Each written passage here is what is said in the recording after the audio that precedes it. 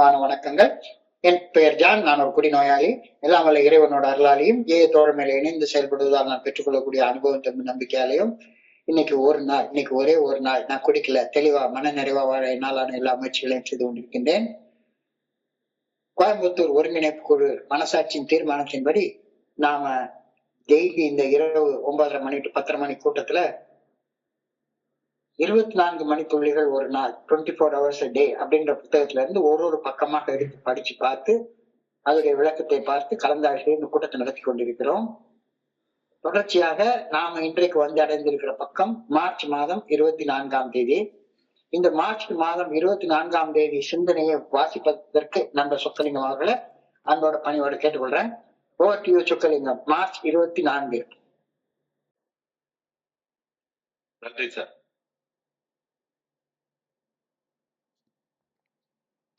தோழமையின் இன்றைய சிந்தனை மார்ச் 24. நமக்கு நாமே உண்மையுடன் இருந்து நமது அவமானங்கள் நிறைந்த குடி வாழ்க்கை அனுபவங்களை சக மனிதர்களுடன் பகிர்ந்து கொள்வதால் நமக்கு சக்தி கிடைக்கின்றது. வேதத்தில் இச்செயல் பாவ மன்னிப்பு பெறுதல் என்ற பெயரில் அழைக்கப்படுகின்றது. தோழமையில் நாம் இச்செயலுக்கு சாட்சியம் அளித்தல் அல்லது பகிர்தல் என பெயரிட்டு அழைக்கின்றோம். நாம் ஒரு தனி மனித சாட்சிகளாக நமது கடந்த கால அவமான அனுபவங்களை பகிர்ந்து கொள்கிறோம். குடிநோயால் நாமே நமது வாழ்வில் வரவழைத்துக் கொண்ட தொல்லைகள், மருத்துவமனை அனுபவங்கள், சிறைச்சாலை வாழ்க்கை அனுபவங்கள், குடும்பங்கள் சிதைந்து போன அனுபவங்கள், நாம் செய்த பணம் பொருள் விரயம், கடன் தொல்லைகள், குடி நாட்களில் செய்த பைத்தியகாரத்தனமான செயல்கள், இவற்றை உண்மையுடன் பகிர்வதால் நாம் நம் மனதில் மறைவாக மறைத்து வைத்திருந்தவற்றை வெளிச்சத்திற்கு கொண்டு வருகின்றோம். இத்தகைய பகிர்வுகள் நமக்கு விடுதலையும் சக்தியையும் அளிக்கின்றன. நான் எனது வாழ்க்கை அனுபவங்களை பகிர்ந்து கொண்டு சக்தி பெறுகின்றேனா? இன்றைக்கான தியானம். என்னால் இந்த பிரபஞ்சத்தை முழுமையாக புரிந்து கொள்ள முடியவே முடியாது. என்னால் இப்பொழுது நான் இருக்கும் இடத்தையும் வாழும் நேரத்தையும் கூட உள்ளது உள்ளவாறு உண்மையுடன் வர்ணிக்கவே முடியாது என்பதுதான் எளிமையான உண்மை. பிரபஞ்சம் எல்லையற்றது. அதனை ஒரு எல்லைக்குள் கொண்டு வர நான் முயற்சி செய்கின்றேன். நான் எனது மனதில் வகுத்து வைத்துக் கொண்ட இடம் மற்றும் கால நிர்ணயங்களுக்குள் வாழ்ந்து கொண்டிருந்து இந்த பிரபஞ்சம் பற்றி நான் அறிந்த சொற்பமான அறிவை மட்டுமே நம்பி வாழ்கின்றேன். என்னால் என்றுமே பிரபஞ்சத்தின் எல்லைகளை முழுமையாக அறிந்து கொள்ள முடியவே முடியாது. இதுதான் மாறாத எளிமையான உண்மை. பிரபஞ்சத்தை அறிந்து கொள்ள நான் படைக்கப்படவும் இல்லை. எனது வாழ்வின் மிக பெரும் பகுதியை நம்பிக்கையில் தான் நான் வாழ்ந்தாக வேண்டும். இன்றைக்கான பிரார்த்தனை. என் தனிப்பட்ட வாழ்வில் என் சொந்த அனுபவத்தில் நான் கண்ட இறையரும் பேராற்றலின் சக்தி குறித்த நம்பிக்கையை என் வாழ்வின் அடிப்படையாக நான் கொள்ள வேண்டுமென அன்புடன் வேண்டுகின்றேன். இந்த ஒன்றை மட்டுமே வேறு எல்லாவற்றையும் விட பெரிதாக என் வாழ்வில் நான் அறிய வேண்டும் எனவும் அன்போடு வேண்டுகின்றேன். நன்றி சார். நன்றி நன்றி நன்றி நன்றி நன்றி நன்றி சொக்கலிங்கம். நன்றி சொக்கலிங்கம். நண்பர்கள் அனைவருக்கும் மீண்டும் ஒருமுறை இந்த அன்பான பணிவான வணக்கங்களை தெரிவித்துக் கொள்றேன்.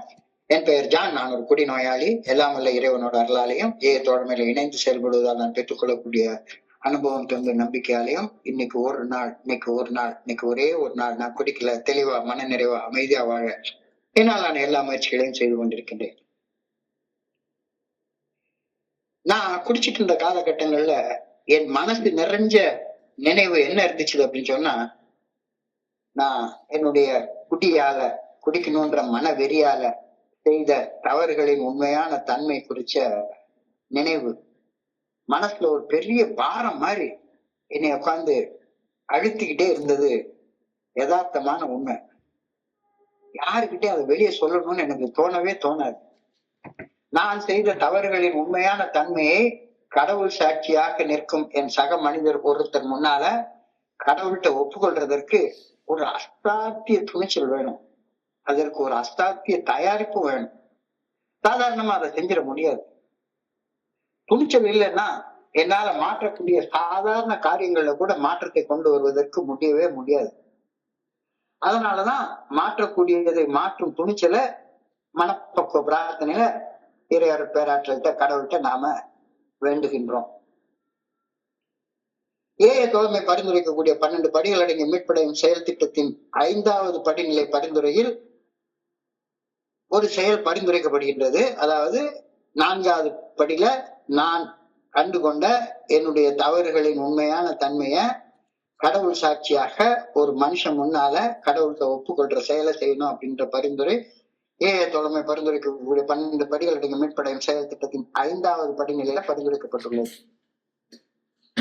நான் என்னுடைய கடந்த காலத்துல செய்த தவறுகளின் உண்மையான தன்மையை ஆழமாக சிந்தித்து பார்த்து பட்டியலிட்டு அந்த தவறுகளின் உண்மையான தன்மையை கடவுள் சாட்சியாக ஒரு மனுஷன் முன்னால கடவுள்கிட்ட ஒப்புக்கொள்கின்ற பரிந்துரை அவ்வளவு எளிமையான பரிந்துரையாக தோன்றினாலும் செய்யறப்ப அது அவ்வளவு ஈஸியான பரிந்துரையாக இல்லை. ஆனால் இந்த 5வது படிநிலை பரிந்துரைப்படி செயல்பட்டா எனக்குள்ளார ஒரு அபரிமிதமான சக்தி வருது அப்படின்ற கருத்து இன்றைய சிந்தனையில கொடுக்கப்பட்டிருக்கிறது. Strength comes from honest sharing. Strength comes from honest sharing. முழுமையான நேர்மையோட பகிர்ந்து கொள்ளும் போது அபரிமிதமான சக்தி, அபரிமிதமான ஆற்றல் எனக்குள்ளார பிறக்கும் என்ற கருத்து இன்றைய சிந்தனையின் ஆரம்ப வரியில சொல்லப்பட்டிருக்கிறது. Strength comes from honest sharing. Vulnerability and transparent communication builds deeper resilience, deeper relationship and overall well-being. இது எனக்கு புரிந்து கொள்ள முடியாத ஒரு ஸ்டேட்மெண்ட். மனம் திறந்து என் மனசுல உள்ள அவமானத்தை, அசிங்கத்தை மனம் திறந்து கடவுள் சாட்சியாக ஒரு மனுஷன் முன்னால பேசுறப்ப அந்த அவமான உணர்ச்சியில இருந்து மீண்டு வருவதற்கான ஒரு சக்தி, மனித இனத்தோட ஒரு உண்மையான உறவு முறை கொள்றது, ஒட்டுமொத்தமாக ஒரு நல்ல வாழ்க்கை வாழ்றதுக்கான சக்தி எனக்கு இந்த ஹானஸ்ட் ஷேரிங்ல கிடைக்குது அப்படின்ற கருத்து இன்னைக்கு சிந்தனையில கொடுக்கப்பட்டு இருக்கிறது. அது எப்படிப்பா நான் பண்ணின அசிங்கத்தை, அவமானத்தை மனசு திறந்து பேசினா எப்படி சக்தி கிடைக்கும்? எனக்கு ஒரு சந்தேகம் வரத்தான் செய்யுது.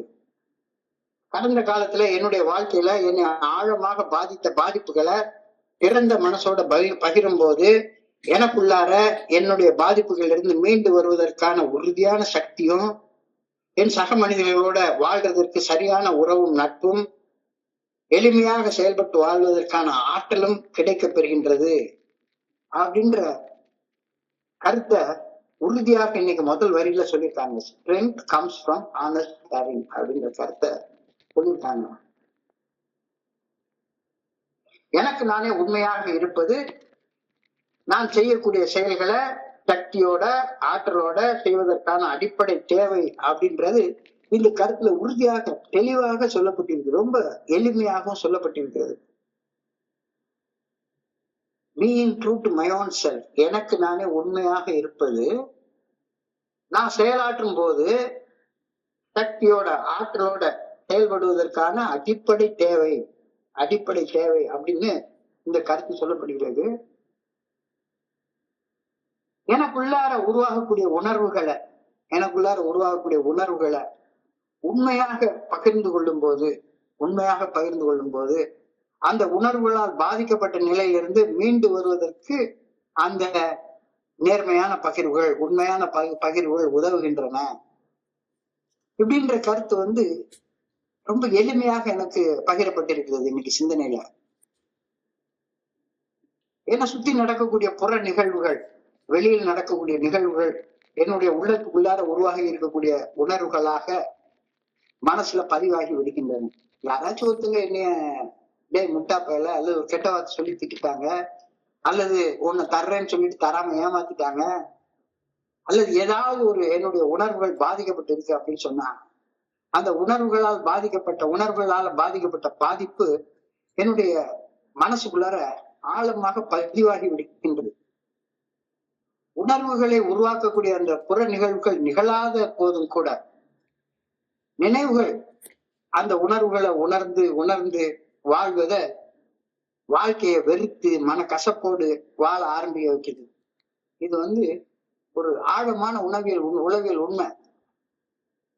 ஏதோ ஒரு நிகழ்ச்சி என்னுடைய மனைவி மேல எனக்கு கோபத்தை உண்டாக்கிடுது, என்னுடைய ஆத்மார்த்தமான நண்பன் மேல கோபத்தை உண்டாக்கிடுது, என்னுடைய அப்பா மேல அம்மா மேல, கூட பிறந்தவங்க மேல, எனக்கு மேல வேலை பார்க்கக்கூடிய மேல் அதிகாரி மேல, எனக்கு கீழே வேலை பார்க்கறவங்க மேல ஏதோ ஒரு நிகழ்ச்சி, ஒரு புகழ் நிகழ்வு எனக்குள்ளார கோபத்தையோ பயத்தையோ பொறாமையோ சந்தேகத்தையோ அல்லது காம உணர்ச்சியையோ எனக்குள்ளார உருவாகின உடனே அந்த உணர்வுகள் பதிவாயிடுது. பதிவான அந்த உணர்வுகள் அந்த புற நிகழ்வுகள் நிகழாத போதும் கூட அந்த நிகழ்வுகள் உருவாக்கிய அந்த உணர்வுகளின் நினைவு எனக்குள்ளார இருந்துகிட்டே இருக்குது. அந்த நினைவோட நான் வாழ்ந்துகிட்டே இருக்கிறேன். அந்த நினைவுகள் வாழ்க்கையை கசப்பாகவும் வெறுப்பாகவும் உணர வைக்குது. என்னுடைய வாழ்க்கையை வாழும் இந்த வாழ்க்கை பயணத்துல நம்பிக்கையோட நற்செயல்கள் ஆற்றுவதும் எதை பொறுத்து இருக்கு? தீய செயல்கள் ஆற்றியதால் உள்ளத்துல உருவாகி இருக்கக்கூடிய தேவையற்ற உணர்வு பதிவுகளை நேர்மையுடன் பகிர்வதற்கு சக்தியற்றவதாக என்ன வாழ வச்சுட்டு இருந்தது அப்படின்றது ஃபெலோஷிப்ல வந்ததுக்கு அப்புறம் தான் எனக்கு புரிய ஆரம்பிச்சது. அதுலயும் குறிப்பாக இந்த 4வது 5வது படிநிலை பரிந்துரைகளை பத்தி தெரிஞ்சுட்டதுக்கு அப்புறம் தான் இது தெரிஞ்சது. Learning how to be emotionally honest with myself has been a brutal and a slow process. எனக்கு உள்ளார உருவாகக்கூடிய உணர்வுகளை உண்மையாக நேர்மையாக கடவுள் சாட்சியாக ஒரு மனுஷன் முன்னால பகிர்ந்து கொள்றது அவ்வளவு ஈஸியான காரியமாக அமையல. ரொம்ப கஷ்டமாக இருந்தது. விரைவாகவும் நடக்கல, அது ரொம்ப ஸ்லோவா தான் நடந்தது. என்னுடைய உணர்வுகளை உண்மையோட பகிர்ந்து கொள்ள கற்பது எனக்கு அவ்வளவு எளிமையான காரியமாக இருக்கவே இல்லை. கடந்த காலத்துல அதுவும் 39 வயசுல நான் ஃபெலோஷிப்குள்ளார வந்து சேர்ந்திருக்கிறப்ப என்னுடைய மனசுல பாலமாக படிந்து போயிருந்த உணர்வுகளின் நினைவுகளை உண்மையோட பகிர்ந்து கொள்வது, அந்த தேவையற்ற உணர்வுகள் குறித்து என்னுடைய உள்ளத்துக்குள்ளார தெக்கு மாடு மாதிரி சிந்தித்து இருக்கக்கூடிய அந்த சிந்தனை மனப்பழக்கத்தை மாற்றும் அப்படின்ற கருத்தை என்னால ஆரம்பத்துல புரிஞ்சு கொள்ள முடியல. ஆனா போக போக எனக்கு அது புரிய ஆரம்பிச்சது. எஸ், மனசுல உள்ளத்தின் ஆழத்துல இறைவன் இருக்கிறார், சச்சிதானந்தமாக இருக்கிறார், ஆனந்த நிலையில தான் அவர் உள்ளத்துல குடிகொண்டு இருக்கிறார். ஆனா இறைவனுடைய அந்த இருத்தலை புரிந்து கொள்ள முடியாத தடையாக என்னுடைய வாழ்க்கையில நடந்த புற நிகழ்வுகள் பாலமாக பல்வேறு வகையான உணர்ச்சிகளின் பதிவுகளை உண்டாக்கி வச்சிருக்குது. பாலமாக படிஞ்சு போயிருக்குது. அந்த உணர்வுகள் குறிச்சே எப்ப பார்த்தாலும் நான் சிந்தனை பண்ணிட்டே இருக்கிறேன். சிந்தனை செக் மார்க் மாதிரி அந்த ஒரு குறிப்பிட்ட இதை பத்தி மட்டுமே சிந்திச்சுக்கிட்டே இருக்குது. உள்ளத்துக்குள்ளார ஒளிந்திருக்கும் உணர்வுகளின் நினைவுகளை உண்மையோட பேசுவதால உள்ளத்துக்குள்ளார நிகழும் செக்குபாட்டு சிந்தனை சுழற்சி ஒரு முடிவுக்கு வருகின்றது. அது என்னால இப்ப நல்லா புரிஞ்சு கொள்ள முடியுது. உதாரணத்துக்கு எடுத்துக்கொண்டோம்னா, கொஞ்ச நாளைக்கு முன்னால் நான் பகிர்ந்து கொண்டிருந்தேன், ரொம்ப ஒரு மோசமான பாதிப்பு. எங்க அம்மாவுடைய மரண நாள் நடந்த நிகழ்ச்சி, அவமானம், அசிங்கம், எல்லாரும் என்னைய மட்டுமில்லை என்னுடைய குடும்பத்தையே கேவலமாக பார்த்த ஒரு நிகழ்வு அது. அந்த நிகழ்வு குறிச்ச ஒரு அவமான உணர்ச்சி, அந்த அவமான உணர்ச்சியை குறிச்சு எப்ப பார்த்தாலும் நான் யோசிச்சுட்டே இருப்பேன். ஆனா அதை போய் வெளியே சொல்ல மாட்டேன். வெளியே பகிர்ந்து கொள்ள அவ்வளவு கஷ்டமாக இருக்கும். ஆனா நான் உள்ளத்துக்குள்ளார ஒளிச்சு வச்சிருக்கக்கூடிய அந்த உணர்வுகளின் நினைவுகளை உண்மையோட பேசுவதால உள்ளத்துக்குள்ளார நிகழ்ந்து கொண்டிருக்கக்கூடிய அந்த செக்கு மாட்டு சிந்தனை சுழற்சி ஒரு முடிவுக்கு வருது அப்படின்ற கருத்து எனக்கு சிந்தனையில சொல்றாங்க. ஆனாலும் கூட உணர்வுகளை உண்மையாக பகிர்வதை நிறுத்தி போலியாக வேஷம் போட ஆரம்பிக்கும் போது மனம் மீண்டும் அதே செக்குமாட்டு சிந்தனை சுழற்சிக்கு போயிடும். அவமானத்தை சொல்றதுக்கு முன்னால அதுக்கான காரணத்தை ஜோடிச்சு அதுக்கு சீவி முடிச்சு சிங்காரிச்சு சொல்றது சரியா வராது. நிகழ்ந்தபடி உண்மையாக அப்படியே சொல்றதுக்கு ஒரு அசாத்திய துணிச்சல் வேணும். உணர்வுகளை உண்மையாக பகிர நான் கஷ்டப்பட்டு கொண்டிருக்கும் போது நான் ஈடுபட வேண்டிய எளிமையான செயல்முறை பயிற்சிகளை இன்றைய சிந்தனையில கொடுத்திருக்காங்க. First of all, identify your problem. எந்த உணர்வு உனக்குள்ளார இருந்து மனக்கசப்பையும் வெறுப்பையும் உண்டாக்கிட்டு இருக்குது அப்படின்னு அந்த பிரச்சனையை இனம் கண்டுகொள். Identify your problem and connect with your emotion first. எந்த ஒரு உணர்வு உனக்குள்ளார நீ வெளியே சொல்லாம மறைச்சு வச்சிருக்கிறியோ அந்த உணர்வு உனக்குள்ளார உருவாக்கக்கூடிய அந்த எமோஷன், அந்த உணர்வு, குறிப்பாக ஒரு அசிங்கமா உணர்றது, ஒரு அவமானமா உணர்றது, கேவலமா உணர்றது, என்னுடைய கடந்த காலத்தில் நிகழ்ந்த ஏதோ நிகழ்வு எனக்குள்ளார ஒரு குறிப்பிட்ட உணர்வை உருவாக்கி வைத்திருக்கிறது அப்படின்றத துல்லியமாக இனம் கொண்டு கொள்ள வேண்டும். ஃபர்ஸ்ட் அதை செய். Identify and connect with the emotion first. உனக்குள்ளார என்ன உணர்வு? ஒரு அவமான உணர்வு, அப்படியே யாரையும் கண்ணுக்கு கண் பார்த்து பேச முடியாத அளவுக்கு உன்னை ஒரு அந்நியனாக மாற்றி வச்சிருக்கிற அந்த உணர்வு அது என்ன அப்படின்னு கண்டுபிடி. அந்த உணர்வு உருவானதற்கு உன் பங்குல செய்த தவறு என்ன அப்படின்றத கண்டுபிடி. Identify your part of the problem in the situation. தேவையற்ற உணர்வு என்னுடைய உள்ளத்துல உருவாகி இருக்கிறதற்கு என் பங்குல நான் என்ன செஞ்சேன் அப்படின்றத துல்லியமாக நேர்மையாக யோசிச்சுப்பாரு. அது 4th ஸ்டெப்ல செய்ய வேண்டிய வேலை.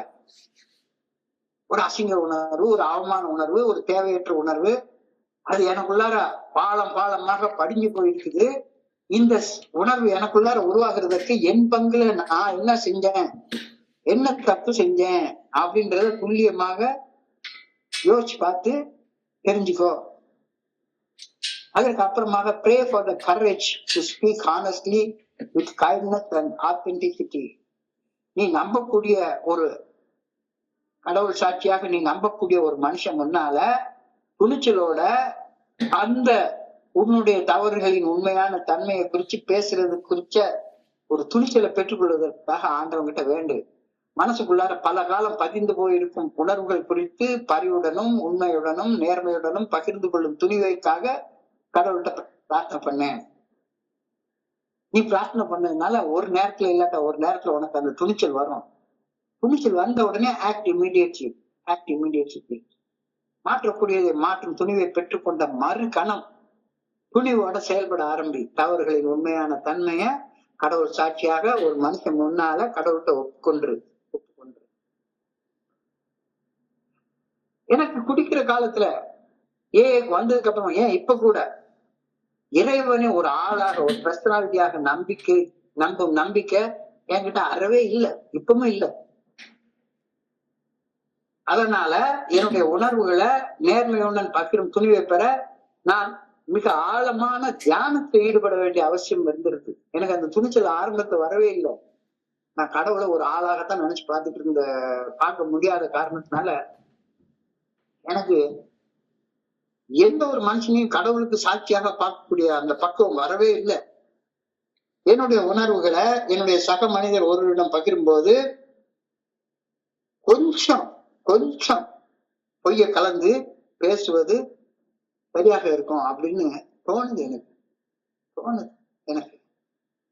அப்படியே அப்பட்டமா ரா ட்ரூத்த அப்படியே அப்பட்டமான உண்மையை சொல்றது அவ்வளவு சரியா இருக்காது. அதனால அந்த உண்மைக்கு கொஞ்சம் பொய்யால அலங்காரம் செய்து பேசணும் அப்படின்னு தான் எனக்கு தோணுது. ஆனாலும் முழுமையான நேர்மையுடனும் முழுமையான உண்மையுடனும் என்னுடைய உள் உணர்வுகளை பகிர்ந்து கொள்ளும் வரை நான் எதற்காக பகிர்கின்றேனோ அந்த உண்மையான விளைவு உருவாகிறதுக்கு வாய்ப்பே இல்லை அப்படின்ற கருத்தை இன்னைக்கு சொல்றாங்க. உண்மைய ஜோடிச்சு பொய் கலந்து பேசுறதால எந்த பிரயோஜனமும் கிடையாது. அத சூடோ பிரைட் அப்படின்னு சொல்லுவாங்க. Hubristic pride. அதாவது என்னுடைய நான் செய்த தவறுகளின் உண்மையான தன்மையை கூட ஒரு வகையான ஆணவத்தோட பகிர்ந்து கொள்வது வேலைக்கு ஆகாது அப்படின்ற கருத்து இன்னைக்கு சொல்லப்பட்டிருக்கிறது. யார் மேலையும், ஏன் என் மேலையும் கூட நான் கொண்டிருக்கக்கூடிய கோபமும் வெறுப்பும் மனக்கசப்பும் அன்பும் கனிவுமாக மாற வேண்டும் என்ற நோக்கத்துடன் தான் நான் உண்மையை பகிர்கின்றேன்.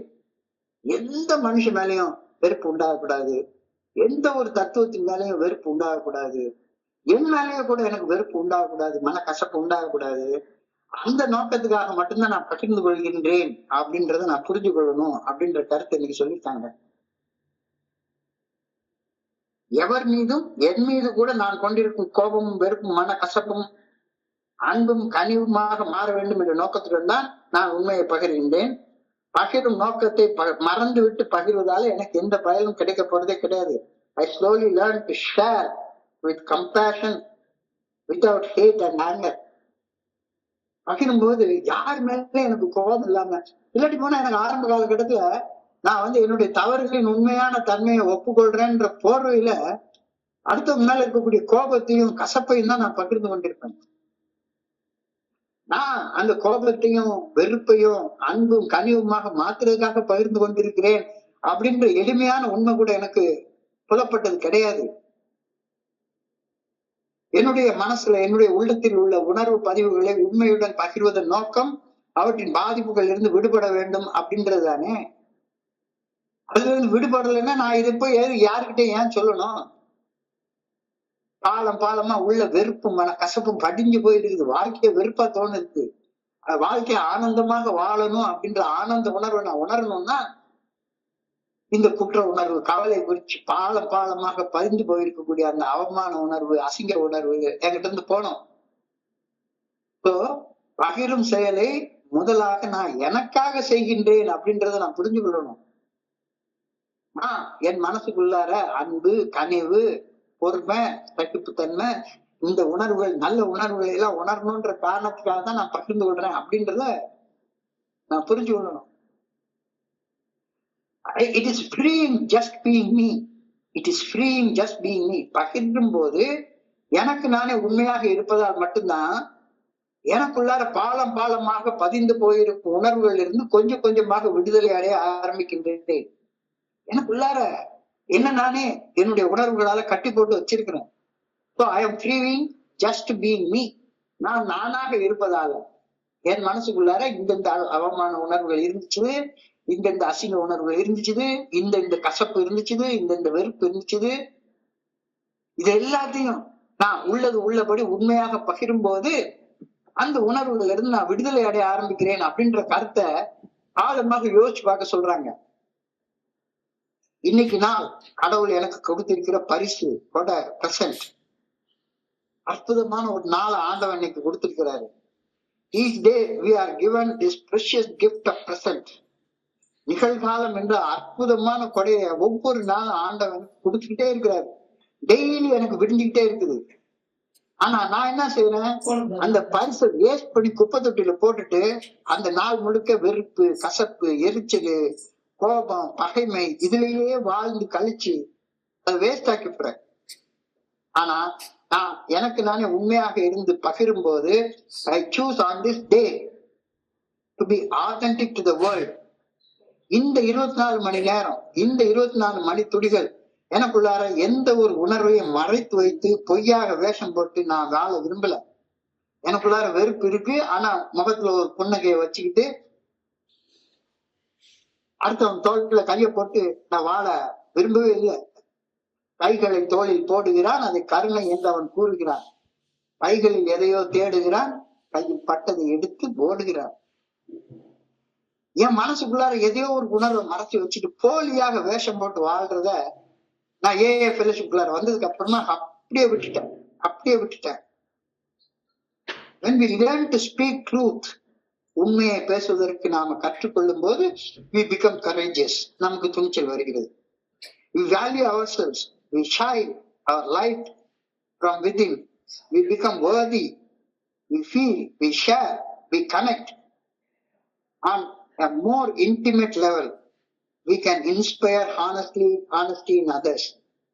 அதாவது நான் எனக்கு நானே உண்மையாக இருந்து உண்மையை பகிரும் போது இதெல்லாம் நடக்குது. when we learn to speak truth we become courageous. என்னுடைய உள் உணர்வுகளை உண்மையோட பகிரும்போது மட்டும்தான் என்னுடைய மனசுக்குள்ளார ஒரு வகையான துணிச்சல் பிறக்குது. என்னுடைய சுய மதிப்பு, செல்ஃப் ஒர்த், என்னுடைய செல்ஃப் ரெஸ்பெக்ட் வளர ஆரம்பிக்கின்றது. நான் என்னுடைய உள்ளத்துல உருவாக்கக்கூடிய உள் ஒளியில ஒளிர ஆரம்பிக்கின்றேன். இருட்டுக்குள்ளார வாழ்ந்துட்டு இருந்த அந்த வாழ்க்கை போய் வெளிச்சத்துக்குள்ளார வர ஆரம்பிக்கின்றேன்.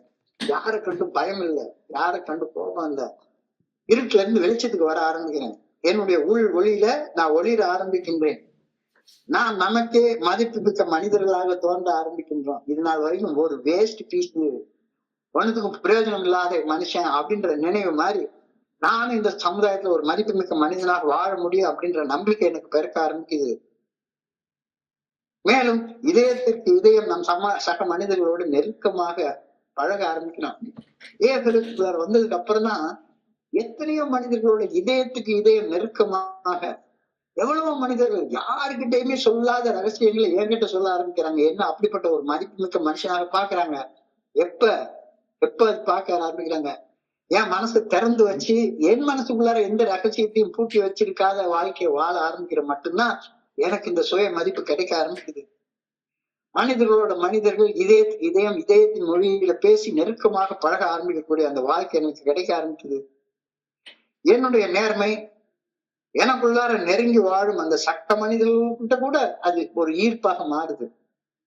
எனக்கு நானே நேர்மையாக வாழ்வது, என்னை பார்க்க வரக்கூடிய என்னுடைய நட்பு பாராட்ட வரக்கூடிய நண்பர்கள் அவங்களும் நாமளும் நமக்கு நாமே நேர்மையா வாழணும் அப்படின்ற அந்த ஒரு உணர்வாக மாறுகிறது. we share as a witness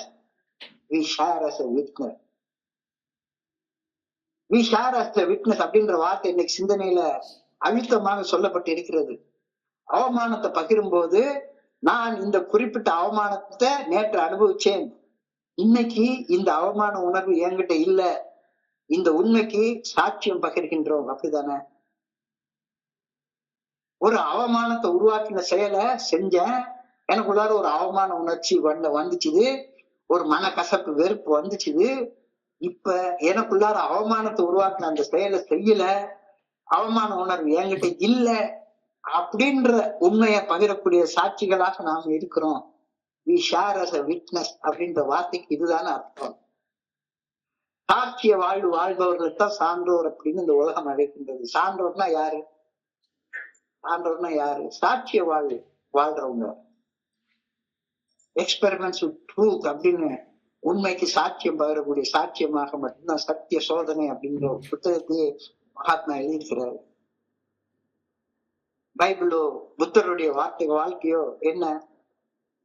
ஒரு சாட்சிய பகிர்வுதான். எப்படி வாழ்ந்தார் அப்படின்ற witness. I give a personal witness.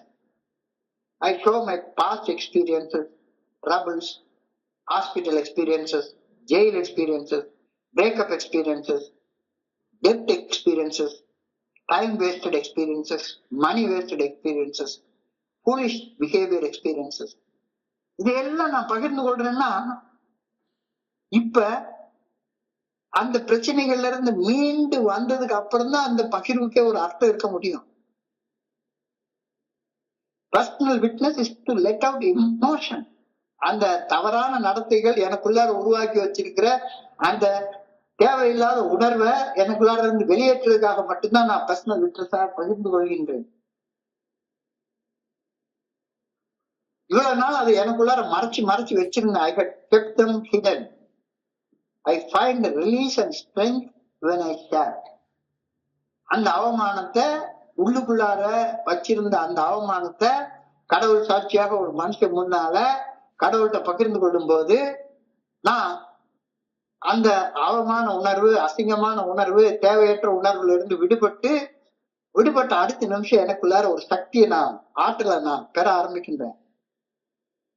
Am I receiving strength from my personal witnessing? இதான் இன்னைக்கான கேள்வி. நான் என்னுடைய கஷ்டங்களை கடந்து வந்த அனுபவங்களை பகிர்வதால் சக்தி பெறுகின்றேனா? எனக்கு அந்த ஆற்றல் கிடைக்குதா? சக்தி கிடைக்குதா? பர்சனல் விட்னஸாக நான் வாழ்றப்ப என்னுடைய வாழ்க்கையில ஏகப்பட்ட அவமானங்கள் இருந்திருக்கு. இந்த அவமான உணர்வுகளை கடந்து வந்து அந்த கடந்து வந்த அனுபவத்தை பகிர்ந்து கொள்வதால வாழ்றதுக்கான சக்தி எனக்கு கிடைக்குதா? இது இன்னைக்கான கேள்வி, இது இன்னைக்கான சிந்தனை. சப்போஸ் அந்த சக்தியை நான் பெறவில்லை என்றால், நான் அந்த சக்தியின் அந்த ஆற்றலின் ஆதாரத்தை புரிந்து கொண்டு அதுக்கு அப்புறமா அந்த சக்தியை பெற்றுக்கொள்ள முயற்சிக்கிறேன் அப்படின்னு தான் நான் பொருள்படும். இன்னும் ஆற்றல் கிடைக்கலன்னா கடவுளுடைய ஆற்றல் நீக்கமர நிறைஞ்சிருக்குது, அந்த ஆற்றலை நான் பெற்றுக்கொள்றதுக்கு இன்னமும் தள்ளி போட்டுட்டே இருக்கேன் தானே அர்த்தம். இன்னமும் கடவுள் சாட்சியாக மனுஷங்களை நான் பார்க்கலன்னு தானே அர்த்தமா இருக்கு. உள்ளுக்குள்ளாரே மறைச்சு மறைச்சு மறைச்சு வச்சு வாழ்ந்துட்டு இருக்கேன் அப்படின்னு சொன்னா, நான் இறைவன் நீக்கமர நிறைஞ்சிருக்கிறார், சர்வ வல்லமை படைத்தவராக இருக்கிறார் அப்படின்னு நான் அந்த உண்மையை நான் ஏற்றுக்கொள்ளாத மனுஷனாக வாழ்ந்துட்டு இருக்கிறேன் அப்படின்னு தானே அர்த்தம். இறையர் பேராட்டுல, பிரபஞ்ச இயக்க பேராட்டுல இந்த பிரபஞ்ச சக்திய, இந்த விஸ்வ சக்திய, பராசக்திய என்னால முழுசா புரிஞ்சு கொள்ளவே முடியாது. முழுசாக புரிஞ்சு கொள்ளவே முடியாது. பறந்து விரிந்த வெறுமையான வெளி என்ற கருத்தையும் காலத்தின் எல்லையற்ற தன்மையையும் என்னுடைய சாதாரண மனித அறிவால புரிஞ்சு கொள்ள முடியவே முடியாது. கடவுள் மனுஷ ரூபையான, தெய்வம் மனுஷ ரூபையான, அவர் மனுஷ ரூபத்துலதான் வெளிப்படுறாரு. படைப்பின் மூலமாக மட்டும்தான் படைத்தவரை நம்ம பார்க்க முடியும் அப்படின்ற கருத்தை இன்னைக்கு தெளிவா சொல்லியிருக்கிறாங்க. Space and time are boundless, nothingness அப்படின்னு சொல்லி சொல்றாங்க. வெட்ட வெளி, ஒண்ணுமில்லாத ஒண்ணு. என்னடா ஒண்ணுமில்லாத ஒண்ணு? எல்லாமே நிறைஞ்சிருக்குதானே, எப்படி ஒண்ணுமில்லாதது அப்படின்னு சொல்லி சொல்றாங்க. நான் ஒரு ஒண்ணுமில்லாத மனுஷனா?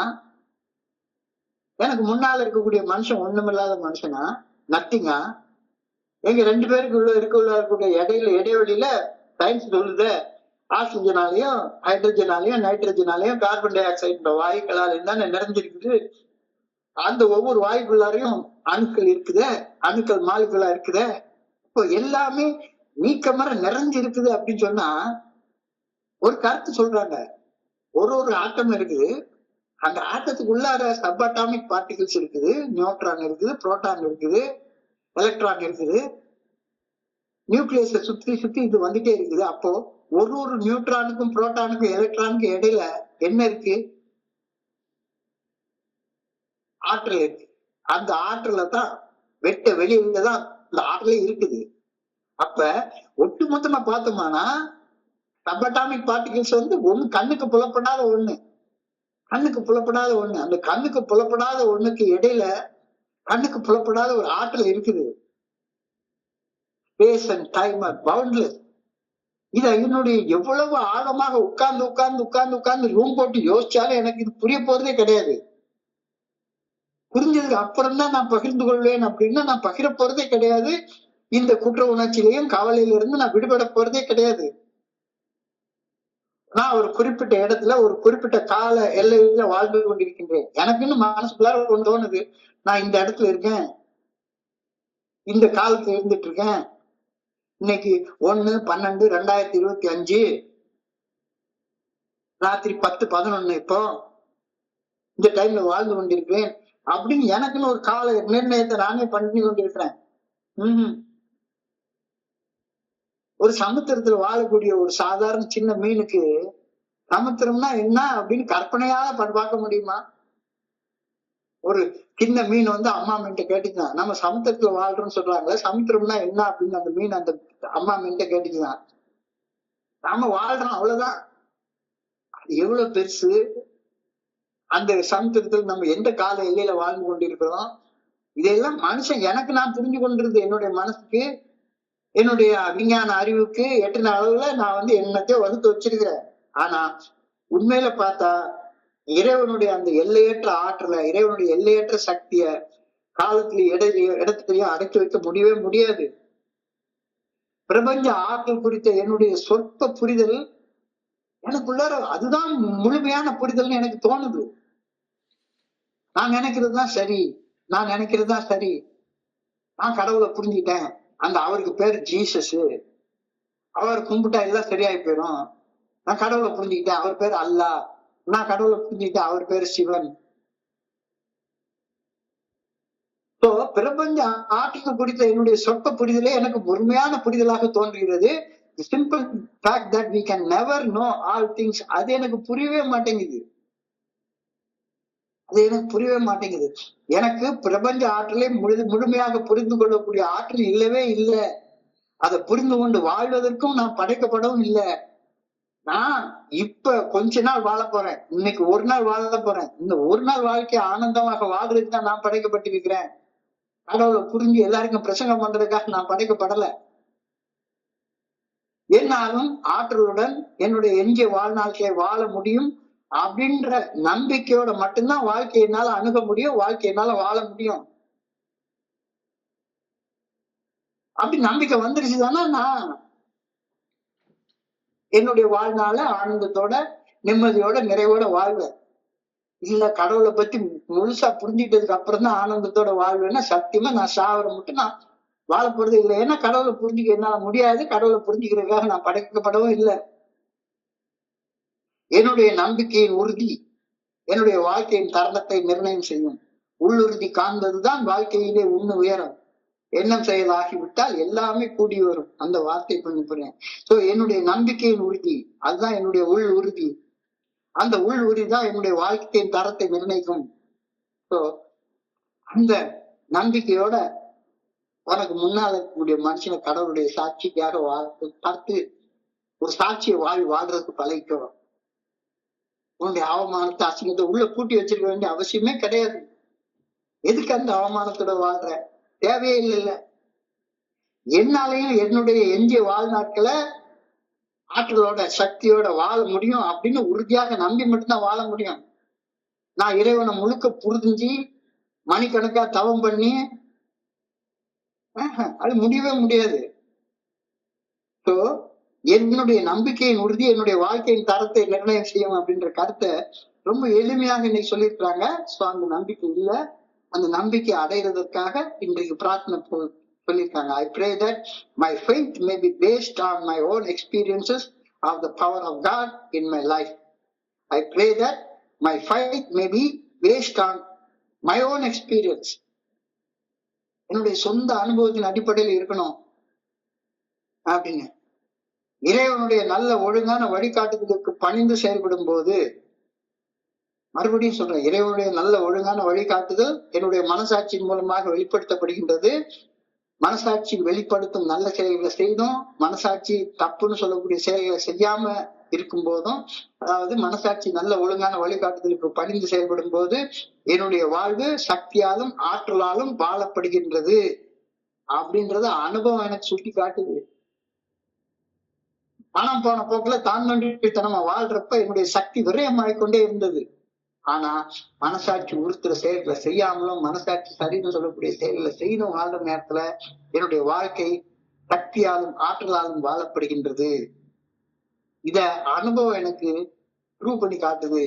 என்னுடைய அனுபவம் மட்டும் இல்ல, என்னை சுத்தி வாழக்கூடிய என்னுடைய சக மனிதர்கள் அனுபவமும் இதை நிரூபிச்சு காட்டுது. என்னுடைய அனுபவத்தை நம்பி வாழ எனக்கு உள் உறுதி வழங்க வேண்டும் என ஆண்டவனை வேண்டிக் கொள்கின்றேன். I pray that my faith may be based on my own experience of the power of the good orderly direction of my creator. இத ரொம்ப ஆழமாக நம்ம புரிஞ்சு கொள்ளணும் அப்படின்ற கருத்தை நீ சொல்லியிருக்காங்க. I pray that I may know this one thing above all else in the universe. எல்லாத்தையும் விட எனக்கு நானே உண்மையாக இருக்கணும், எனக்கு நானே நேர்மையாக இருக்கணும். எனக்குள்ள அவமான உணர்ச்சிய மறைச்சு வச்சுக்கிட்டு காலை தூக்கி விட்டு நடக்கிற வேலை ஒத்து வரவே வராது. ஆனா அந்த அவமான உணர்ச்சியை நான் தான் அனுபவிச்சேன், அந்த அவமான உணர்ச்சி உருவாக்குற செயலை நான் தான் செஞ்சேன். Identify and connect with my own experience first. அதுக்கப்புறமாக identify my part in the shameful experience. அந்த ஷேம்ஃபுல் எக்ஸ்பீரியன்ஸ் நான் என்ன நினைச்சிட்டு இருக்கேன், இன்னொருத்தங்களால வந்தது அப்படின்னு நினைச்சிட்டு இருக்கிறேன். அந்த அவமான உணர்வு, அசிங்க உணர்வு, கோபம், பகை, எரிச்சல், ஆமா இந்த மாதிரியான அசிங்கமான செயல்களை செஞ்சதுல என் பங்கு என்ன இருக்கு அப்படின்றத தெரிஞ்சு கொள்றது. Pray for the courage to speak honestly with kindness and authenticity. மனசுக்குள்ளார பல காலம் பதிந்து போயிருக்கும் உணர்வுகளை குறித்து பதிவோட உண்மையோட நேர்மையோடையும் பகிர்ந்து கொள்ளும் துணிவினை கேட்டு பிரார்த்தித்தல். அந்த துணிச்சல் கிடைச்ச உடனே ஆக்ட் ஃபாஸ்ட், ஆக்ட் இமிடியட்லி. மாற்றக்கூடியதை மாற்றும் துணிவை பெற்றுக்கொண்ட மறுகணம் துணிவோட அணிந்து செயல்பட ஆரம்பி. ஒரு விட்னஸாக வாழ ஆரம்பி. Live as a witness. Live as a witness. We share as a witness. We share as a witness. இறைவனுக்கு சாட்சியம் பகரக்கூடிய அந்த சாட்சிய வாழ்க்கை, இறைவனுக்கு எதிராக நம்ம செய்த செயல்கள் தான், இறைவனுடைய நல்ல ஒழுங்கான வழிகாட்டுதலுக்கு எதிராக செய்யக்கூடிய செயல்கள் தான் எனக்குள்ளார தேவையில்லாத உணர்ச்சிகளை பாலம் பாலமாக படித்து போக வச்சிருக்கிறது. அத ஒரு சாட்சியாக, ஒரு விட்னஸாக நான் பகிர்ந்து கொள்ளும் போது அந்த உணர்வுகள் என்னை விட்டு வெளியே போயிடுது. I give a personal witness. I share my past experiences, my troubles, my hospital experience. எவ்வளவோ நோய்கள் வந்திருக்கு, எவ்வளவோ தடவை குற்றங்கள் செய்து குற்றத்திற்கான அந்த தண்டனை அனுபவிக்கிறதுக்காக விசாரிக்கப்பட்டிருக்கிறேன். மனைவி கூட சண்டை போட்ட அனுபவங்கள், மனைவி அடிச்ச அனுபவங்கள், கடன் வாங்கி கடனால கஷ்டப்பட்ட அனுபவங்கள், காலத்தை விரயம் பண்ண அனுபவங்கள், தூங்கி தூங்கி தூங்கி தூங்கி வேஸ்ட் பண்ண அனுபவங்கள், பணத்தை பொருளாதாரத்தை வேஸ்ட் பண்ண அனுபவங்கள், முட்டாள்தனமாக செயல்பட்ட அனுபவங்கள், இது எல்லாம் தான் எனக்குள்ளார அவமானத்தை உண்டாக்கி வச்சிருக்கிறது. இந்த அவமான உணர்ச்சியை வெளியே விடணும் அப்படின்னா என்ன பண்ணணும்? அந்த அவமானத்தை உண்டாக்குன செயல்கள் செய்யறது நிறுத்திட்டு மனசுக்குள்ளார உள்ள அவமான உணர்ச்சியை கடவுள் சாட்சியாக ஒரு மனுஷன் முன்னால கடவுள்கிட்ட பகிர்ந்து கொள்றதுனால மட்டும்தானே வருது. Am I receiving personal strength from personal witnessing? சாட்சியமாக பகிர்வதன் மூலமாக எனக்குள்ளார சக்தி கிடைக்குதா? சக்தி கிடைக்குதா? நான் என்னுடைய கஷ்டங்களை கடந்து வந்த அனுபவங்களை பகிர்வதால சக்தி கொடுக்கின்றேனா? பெற்றுக்கொள்ளவில்லை என்றால் தியான பகுதி அழகா கொடுக்கப்பட்டிருக்கிறது. நான் இறைவனை புரிந்து கொள்ளதான் முயற்சி பண்றதை ஒழிஞ்சு இறைவனை எனக்குள்ளார உணர்வதற்கான முயற்சியை செய்யவே இல்லை. இறைவனை எது மறைக்குது? இறைவனை உணர்வதை எது தடை செய்து? எனக்குள்ளார இருக்கக்கூடிய அந்த ரிசைன்மெண்ட்ஸ் மட்டும்தானே தடை பண்ணிக்கிட்டே உட்கார்ந்து இருக்குது. பாலம் பாலமாக படிந்து போயிருக்க உணர்வுகளின் பதிவுகள், அவமானம், அசிங்கம், கோபம், பொறாமை, சந்தேகம், காமம், இதுதானே இறைவனை உணர்வதை பயணம். சோ இதனால உருவான அவமான உணர்ச்சிகளை பகிர எனக்குள்ளார ஆழத்துல உறைந்திருக்கக்கூடிய அந்த கடவுளை உணர்றதற்கு அப்ப ஆட்டோமேட்டிக்கா I move beyond space and time. எனக்குள்ளார இருக்கக்கூடிய ஆன்மா காலத்தையும் இடத்தையும் கடந்து இருக்கக்கூடிய ஒன்று. ஆனா என்னுடைய சொற்ப மனித ஆற்றுல எனக்கு இன்னைக்கு ராத்திரி 9:30 மணிக்கு மீட்டிங் போகணும், இன்னைக்கு தேதி 1/12/2025, நான் இந்த இடத்துல இருக்கேன் அப்படின்னு காலத்தையும் இடத்தையும் நான் என்னுடைய குறுகிய மனித அறிவுக்கு தக்க மாதிரி மட்டும்தான் நான் பார்த்து கொள்ள முடியுது. ஆனா என்னைக்கு நான் இறைவனை எனக்குள்ளார உணர ஆரம்பிக்கிறப்ப இறைவன் பேராற்றல் காலத்தையும் இடத்தையும் கடந்து இருக்கக்கூடிய ஒரு மாபெரும் சக்தி, பிரபஞ்ச ஆற்றல் குறித்த என்னுடைய சொற்ப புரிதலையும் தாண்டினது, ரொம்ப ரொம்ப தாண்டினது. நான் இந்த பிரபஞ்ச ஆற்றலை, இறைவனை முழுமையாக புரிந்து கொள்ள முடியவே முடியாது. அப்படி புரிஞ்சு கொள்றதற்காக கடவுள் என்னைய படைக்கவும் இல்லை. நான் இறைவனுடைய ஒரு பாகமாக இறைவனோட இணைஞ்சு வாழ்றதுக்காக தான் நான் படைக்கப்பட்டிருப்பேன். என்னால அப்படி வாழ முடியும். என்னுடைய எஞ்சிய வாழ்நாட்களை இறைவனுடைய ஆற்றலோட இணைந்து வாழ முடியும் அப்படின்னு உறுதியாக நம்பி மட்டும்தான் என்னால வாழ முடியும். என்னுடைய நம்பிக்கையின் உறுதி என்னுடைய வாழ்க்கையின் தரத்தை நிர்ணயம் செய்கின்றது. இறைவனுடைய நல்ல ஒழுங்கான வழிகாட்டுதலுக்கு பணிந்து மனசாட்சி உறுத்தக்கூடிய செயல்களை செய்யாமலும் மனசாட்சி சரிந்த செயல்களை செய்தும் செயல்படும் போது என்னுடைய வாழ்க்கை சக்தியும் ஆற்றலும் நிறைத்த வாழ்க்கையாக வாழப்படுவதை அனுபவம் எனக்கு சுட்டி காட்டுகின்றது. என்னுடைய அனுபவம் இல்லாம எத்தனையோ நண்பர்களுடைய அனுபவ பகிர்வுகள் அதை எனக்கு சுட்டி காட்டுது. என்னுடைய அனுபவத்தை நம்பி வாழும்போது எனக்கு உள்ளம் உறுதிப்படுகின்றது. நம்பிக்கை என்ற உறுதியோட ஒளியில நான் வாழ்றேன். இருட்டுல வாழ்றதுக்கு பதிலாக வெளிச்சத்துல சுதந்திரமாக வாழ்றேன்.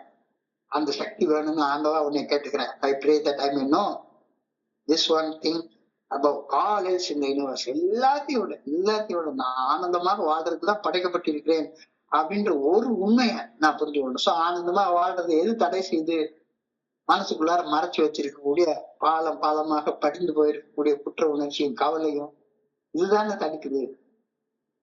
என்னுடைய அசிங்கம், அவமானம், குற்ற உணர்ச்சி உருவாக்கக்கூடிய அசிங்கம், அவமானம், ஐயோ வெளியே தெரிஞ்சுமோ அப்படின்ற கவலை, இதையெல்லாம் கிழிச்சு தூர போடு. எதுக்குது எதுக்குது தேவையில்லாத. Be a witness. சாட்சிய வாழ்வு வாழ கத்துக்கோ. விட்னஸ் அப்படின்ற வார்த்தை இன்னைக்கு மிக முக்கியமான வார்த்தை அப்படின்றத நான் புரிந்து கொள்றேன். ஸோ இன்றைய பகுதியை படிக்கிறப்ப என் மனதை கடன் சென்ற சிந்தனைகளை உங்களோட பகிர்ந்து கொள்ள இந்த அற்புதமான வாய்ப்பு வழங்கிய குழுவிற்கு என்னுடைய மிகப்பணிவான நன்றி தெரிவிச்சுக்கொள்றேன். இதுவரைக்கும் பொறுமையாக கேட்ட ஒவ்வொரு நண்பருக்கும் என்னுடைய பணிவான நன்றிகள். இந்த இரவு பொழுது நண்பர்களுக்கு இனிமையான இரவாக அமைய இறைவனை பணியோட வேண்டிக் கொள்கின்றேன். நன்றி நன்றி நன்றி நன்றி நன்றி நன்றி. வாழ்க வையகம், வாழ்க வளமுடன். Thank you thank you thank you so much.